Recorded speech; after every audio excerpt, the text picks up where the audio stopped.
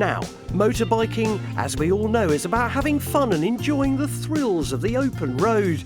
But what happens when it all goes wrong? You're riding your favourite road, you crank into a right-hander, you come round the corner, and suddenly right in front of you is a biker who's overcooked it, lying in the middle of the road. What would you do? Well, I think I've got a vague idea what to do, but you would know if you actually attended this brand new course, and it's called Biker Down. I've come to Upper Hayford Airfield to meet Andy, a firefighter who has led many Biker Down courses. It started in Kent, but has now spread around the whole UK.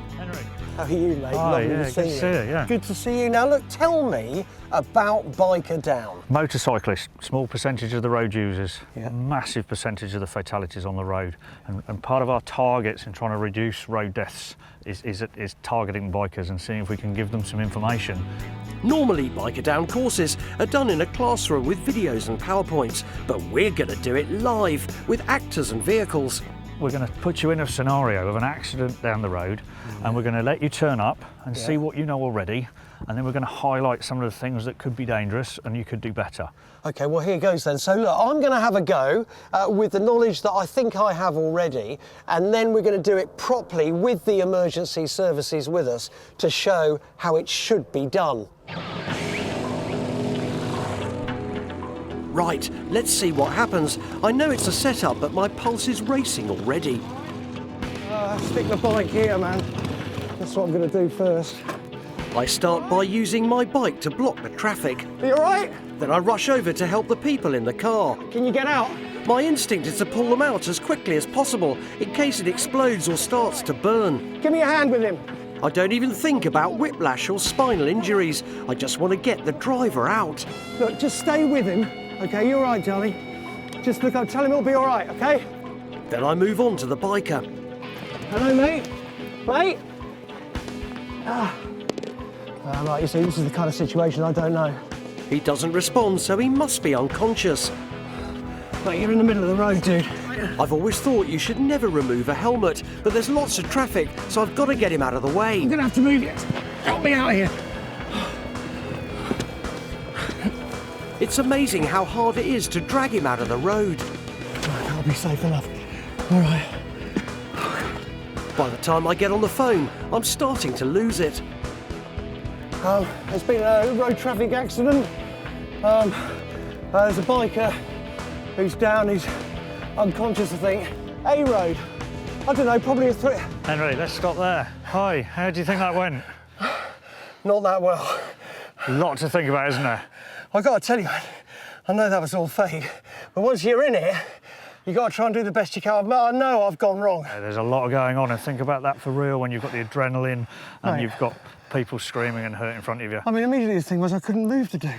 And yeah, exactly. All of those things you're trying. A dead weight. Best thing for him is not to move him at all. Because we don't want him if he's injured, but we can talk about that. We'll talk about that. We're at Upper Hayford Airfield with the Oxford Fire and Rescue Services. And this is a simulation of an all too typical road traffic collision. A bike has been T-boned by a Citroën Saxo, which has sent the biker straight over the bonnet and left the passengers in a sorry-looking state. I'm the first person on the scene, and the question is, what should I do? Initially, they left me to my own devices, but now the instructor, Andy, is going through everything again to tell me what I should have done and then show me what happens when the emergency services turn up. Mistake number one, I positioned my bike in the wrong place. I put the bike there to prevent any traffic hitting the collision. That was right, wasn't it? What you've got to think about, though, if a car comes around that corner and hits that bike, where is that bike going to end up? What we'd ideally recommend, in the first instance, let's park somewhere out the way safe, and then we can have a look at the whole scene and see how we can make it safer with something bigger, like maybe a car. So if there's cars coming down the road, we may want to be able to flag those cars down and stop them. My gut instinct was to get the couple out of the car in case it exploded, but was that the best thing to do? If the car catches fire, which is very, very rare, then we might have to think about that. What we need to do is reduce the injuries they've had already, and we don't want to make them worse by moving them. So ideally, we want them to keep as still as possible. So I messed up with the couple, but what about the biker? I was careful not to interfere with his helmet and dragged him out of the road before I got on the phone. Top marks, Henry? We do generally advise members of the public not to move anybody, not to take a crash helmet off. Part of Biker Down though is we're going to give you some additional skills. You can in fact remove a helmet, but there's a technique to it. We need to be over the top of the head, but I do need to open the airway up first of all. So I'm going to put the head into what we call a neutral position in a straight line. Right. I'm going to tip the head backwards to open the airway up straight away. Once you've released the strap, you arrive at the critical moment. What we don't want to do is we don't want to move the helmet side to side like that, because that will potentially aggravate any neck injuries. We'll only move the helmet in this direction. So just like a motorcyclist takes the helmet off, we'll pull it apart at the straps and we will rock the chin strap back. And we'll do it very gently, Okay. all the way back, Yeah. till it clears the nose. And at the point it's about to pop off the head, I'll come around behind and I'll support the head while I remove the helmet. You can see where the helmet's off now, how much that head comes backwards. We need to keep the helmet to go with the ambulance, because the damage to the helmet will give us an idea of the damage to the biker's head. Oh, okay.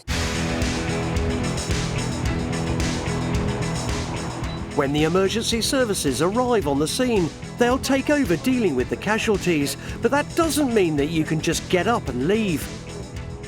Monitor the breathing for me. Okay. If he stops breathing, you need to shout me. Okay. All right. Ambulance and fire are en route. I just need to go and check the people in the car.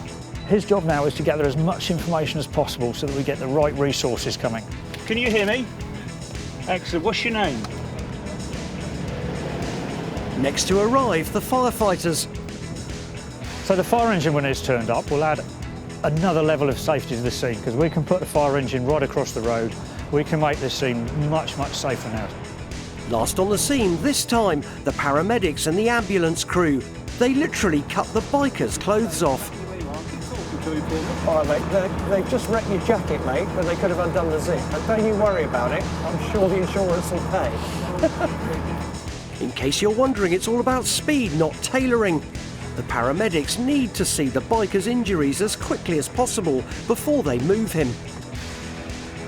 The firefighters, meanwhile, start with the couple in the car. If there was a strong risk of fire, or they weren't breathing, they would extract them both immediately. But if it's safe to stay put, and there is any suspicion of neck or spinal injuries, they take a different approach.